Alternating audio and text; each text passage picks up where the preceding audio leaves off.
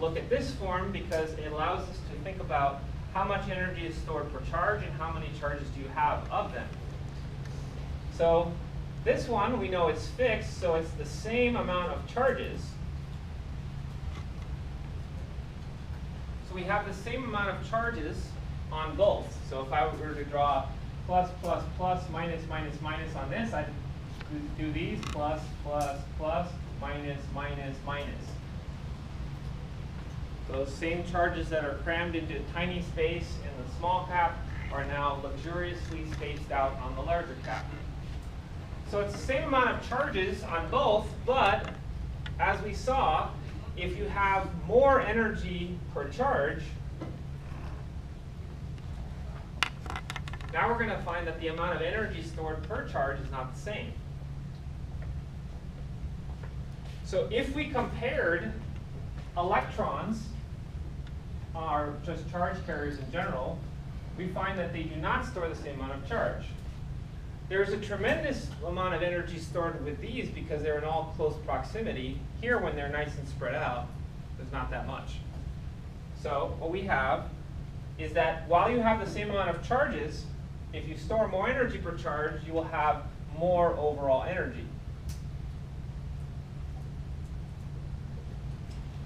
So again, it's instructive to think about not just if you have more energy overall, but why do you have more energy? Is it because each electron stores more energy, or because you have more electrons? And of course, we already learned that that happens in the smaller cap. So since the cap 1 was smaller, it had more voltage, and therefore it has more energy.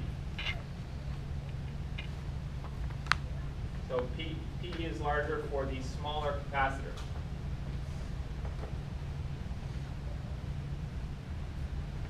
All right, so let's go over here in the series circuit. The smaller capacitor is now the bottleneck, right? That's hard to store things in. It's harder to get things in there, and that's where all the action is. It's the bottleneck. It has the larger voltage drop and the most stored energy. Highly analogous, right? In a series circuit, the large resistor is the bottleneck, just like the smaller capacitor is the bottleneck, right? It's harder to store things on a small capacitor, just like it's harder to get things through a large resistor. A large resistor is like a small cap, right? So same thing we were talking about over here. These are the bottlenecks now, right? A large resistor is like a small cap. You can think of them as the bottlenecks in the system. All right? So, these analogies are hopefully complete over on this side. And now, of course, this is instructive for knowing how that more total energy, why that's larger. But that did require us to get through the voltage. And it'd be nice to get just from comparing capacitance values to comparing potential energy values. That's, again, where I suggest this formula right here. Q is the same for everybody, so it's harder to mess that up. And we can see there's a direct relationship to be drawn from this equation. It tells us that the potential energy stored is inversely proportional to C, which tells us that the small caps store the most energy. Again, they're the bottlenecks. Small cap, large energy. So you can see, hopefully, there's a ton of analogous behavior here. And just to complete this, let's go ahead and analyze this as follows. We can, of course, say that the sum of these two voltage drops is the sum of the battery, is the voltage of the battery. And then we can go ahead and we can plug in for each of these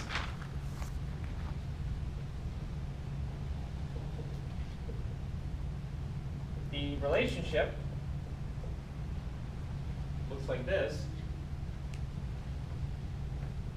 And then what we realize, how much total charge have we really separated? we have plus Q total at the very beginning and minus Q total at the very end, well, this is where we kind of have to say the middle runner in the relay race is kind of like, doesn't matter. We have plus Q up front, then minus Q, but then back to plus Q, and then minus Q at the end. So we can kind of think of it as like, what's the ultimate separation from beginning to end? Plus Q and minus Q. If you pull this middle section out, you'd have yourself a nice hunk of neutral stuff, right? So this section is neutral. So I will point out that Q1, or Q total, is really the same as these two things.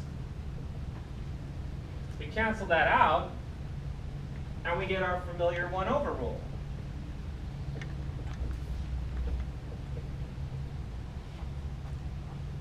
So, generally speaking, you can sum over the inverses of the capacitance. Now, this 1 over rule, we've seen it before with parallel resistors. So now the rule for parallel resistors is the rule for series caps. Why are the addition rules reversed? Because of this, right? So, along with that fact comes all the mathematical conclusions that come with it. Of course, what we should end up with is an equivalent capacitance that's smaller than any of the individual ones. When you add caps in series, you get a worse cap. Now, why would you want a worse cap? Okay, you can clearly see the advantages of parallel caps, right? You put a bunch of capacitors in parallel and create this bank of capacitors that actually functions as the sum, right? You can store a tremendous amount of energy in parallel caps. Why would you want to put them in series and make it worse? Well, all I can tell you is there are occasions where you have need for that. Maybe you have a whole big box of gigantic capacitors, but you need a smaller value. Put them in series, and you can get a smaller value, right? Basically, the reason why this sucks, it's a low capacitance, is because you're not connecting either capacitor across the entire battery. Basically, you have to share the voltage drop across each of them. So it doesn't give you very much charging power if you have to split the voltage that you would have available across the two. It's the sum of the two voltages here. They don't get to both connect across the battery, where they would, if you connect the capacitor across the battery directly, you would get to put more charge on it. And again, if you had n identical capacitors, the overall capacitance you just divide by n. Okay? So those familiar rules that come from this 1 over addition rule. You'll find all this, by the way, on that summary sheet that I posted for you. So I tried, similarly to what I tried to do over here, was try to structure it in a way that you could see what the analogies were. So again, just to recap, when you're in series, when you have circuit elements in series, the current is the same through resistors. The charge that the current ends up depositing is the same in parallel, or for capacitors. In parallel, it's easy. The voltage is the same across every element. In a series circuit, there are certain bottlenecks where all the action can be found. You'll get the largest voltage drop, and you'll get the most power dissipated or most energy stored. That bottleneck, where you have to pay it the most mind, is on the big obstructions, large resistors, and the big obstructions, which are the smaller capacitors. They're harder to store stuff on a small capacitor. Okay? We go over to the parallel side. Okay? Now you have options, and more things are going to happen the easy way. And the things that used to be hard and you had to deal with now are going to be relegated to the sideshow. So you have less current flowing through, less charge deposited, less energy dissipated, or power dissipated, less energy stored. That is always the hard branch. So the large resistor is the sideshow, and the smaller, worse capacitor is the sideshow. On these rules here, I would suggest this one is nice only for conceptual purposes when you're thinking about the amount of charges, either the amount of charges that are flowing or the amount of charges that have accumulated. and how much energy they each either dissipate or store. But functionally speaking, if you don't really care about figuring out how exactly the energy is being dispersed or stored, jump to one of these forms. These are more kind of nuts and boltsy things where you can quickly see from a comparison of the resistors or capacitances how they affect the P and PE. Okay? So this is nice because in a series, either the current or charge is the same, and here the voltage is the same in parallel. Okay? So if you understand everything on this here, this board, that is a tremendous conceptual ability to look at circuits and reason what's going to happen. Are there any questions on that? Yeah. Just about the charge carriers for series. Each charge carrier still has the same amount of charge, I guess. Same energy per charge. For this one here, the series caps. Yeah. So you have the same number of charges on each capacitor, but there's more energy per charge on this. This has more energy than this. Okay. And again, that's because it's crammed into close proximity with a bunch of neighbors instead of spread out. So it's going to store more energy by being close to its neighbors. So the small cap stores more energy total for that reason. Are there any other questions? Okay, so I think I have about a little over 10 minutes left. We're going to change gears seemingly completely. Our next unit is magnetism. So the first midterm is electricity. The second midterm is going to be magnetism. Okay, so let's see what we can do to get started on that one.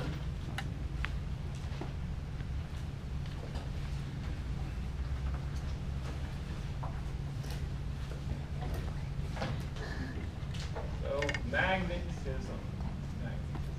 All right. So the first thing I want to do is kind of try to give you like a tactile sense of magnetism by comparing it to what we already know. So here I'm going to put an electric field.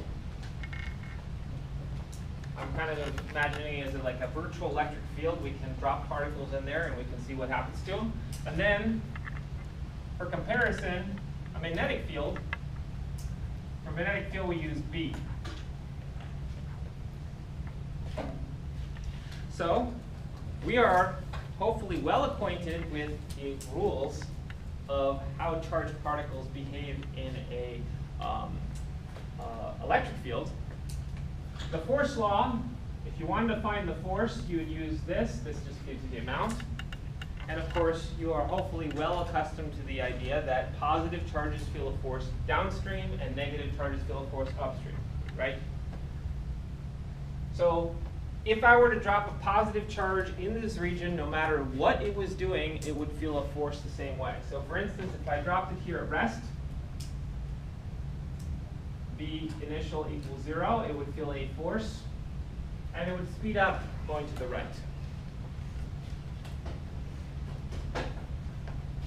You could call it lower voltage if you wanted, right? Or we could just stay in the field picture. If I gave it an initial velocity in that direction, well, I'd just be giving it a head start, but the force is still that way, so it would, of course, speed up going to the right, having already a little bit of a boost to start with. And what would happen if I threw it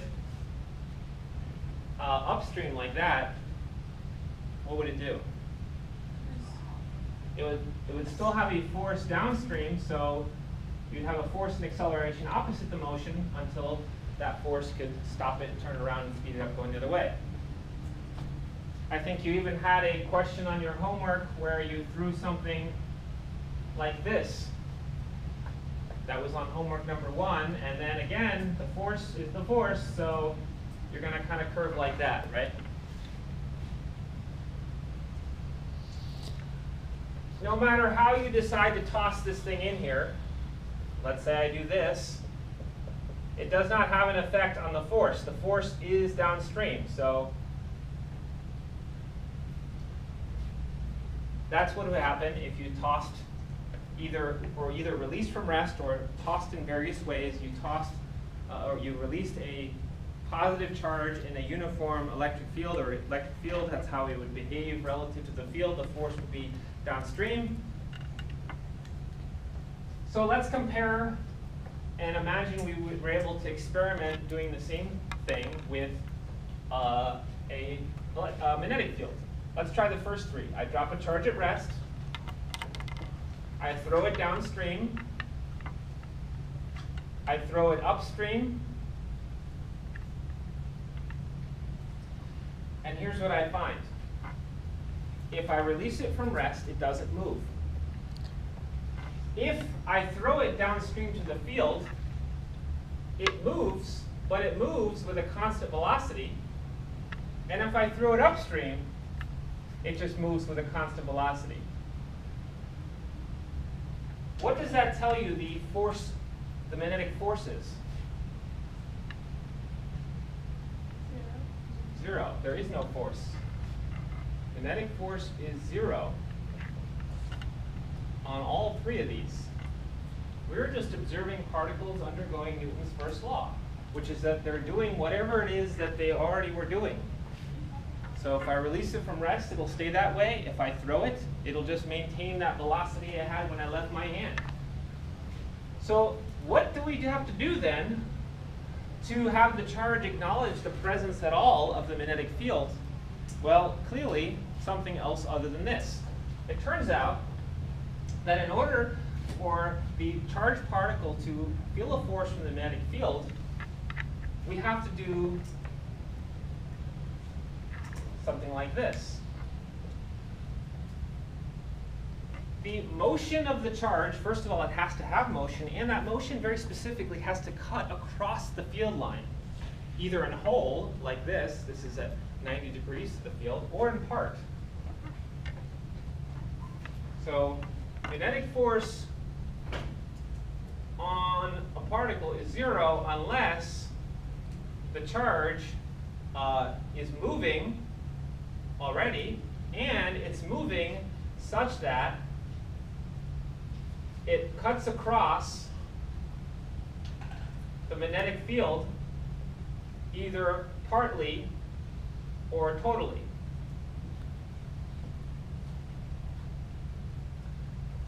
Okay, so let me tell you what the direction is of the force. The direction of the force, the force isn't zero, but I'm sorry to report that the force is not in the plane of the page. It is actually this way, into the page. This is the first topic in all of Physics 1 and 2 that is truly three-dimensional. There's no way around it. We cannot do all our drawings in the plane of the page. It's fully 3D. So to notate that, we need a 3D notation. What we do is we imagine an arrow that kind of looks like this.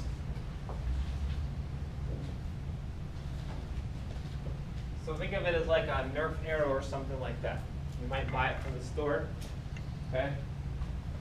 So if that arrow is flying toward you and just about to hit you in the eye, here's the point of it. And if you then retaliated and shot an arrow at somebody else, you would see this. So that's basically the crosshairs in the back, and then behind it, the back of the nose cone. So this is out of the page, and this is into the page by our notation.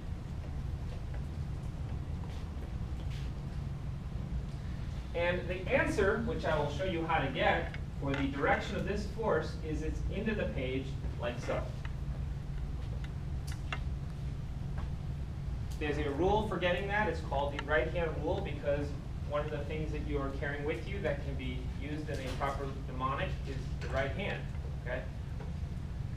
And I guess before too long, I should address what about something like this. So this is not entirely perpendicular to the field. It's not completely cutting across the field line, but it is partially cutting across. So what I would do is I would split this up into parallel and perpendicular components. There's a component that's parallel to the field and a component that's perpendicular or cutting across the field line. Now, that allows us to digest it in two chunks. V parallel, we already said if that's all you have, there's no force. There is no force due to this component. The other component, V perpendicular, notice, by the way, that that is exactly the same direction as this is. And so we're forced to conclude that if this is the right direction for the force on this one, it must be like that here too. And again, I'll show you how to get that direction yourself. But first I wanted to show you that we could conclude that if this is correct, then this must be correct, because as far as the component of the velocity that's actually the one that matters, it's the same. Question? Yes, so for the one on the left is like going, it's going like that. That's right, so it'll curve like that. Is it the same as something going like that? As the force going like this? Yeah. Well, if you had a force in the direction of motion, you would just speed up going like this. That's different from curving into the page, right? Okay. So the one that just goes straight up is like the top. The one that goes, this one? Yeah. That's not the same as this. This one feels no force, this feels a force into the page, so it curves, right? Right, if the one on the left, bottom left, if it didn't have the little x, if it were just going straight up. It is going straight up. This is the direction of the velocity. The direction of the force that it feels is like this. Gotcha. So the velocity will be curved and nudged in the direction of the force. Okay, thank you. Question? So just so I'm understanding the notation correctly, if you had the perpendicular pointing down, would it then be for the out notation? Yes, but and again, I haven't even told you how to get this. All I just wanted to do was say, well, this and this are identical. So they must, if this is right for this one, it must be right for this one. We'll do the right-hand rule, as I mentioned. We'll do a ton of practice with it. So let me just to finish off, because I only have a few seconds left, let me tell you what the force law is. So the magnetic force law, the size of it, it's going to look strikingly similar to what I have before with one extra ingredient.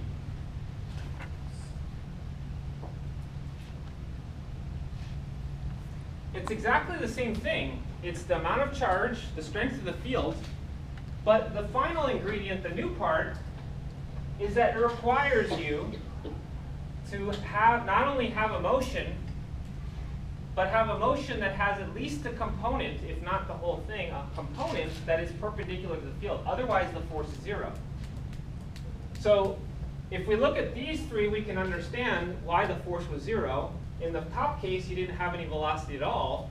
And in the bottom two cases, you didn't have any perpendicular component of the velocity, right? In all of these, V perpendicular was zero. So that's the only new ingredient. Otherwise, it looks the same, right? Q times E, Q times B, but that's the new part.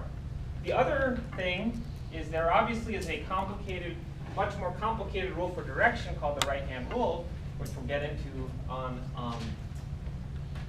the next lecture. Whereas over here, it was much more simple, right? We just learned that positive charges feel a force downstream, negative charges feel a force upstream. So we'll explore that on Tuesday. That's it for today.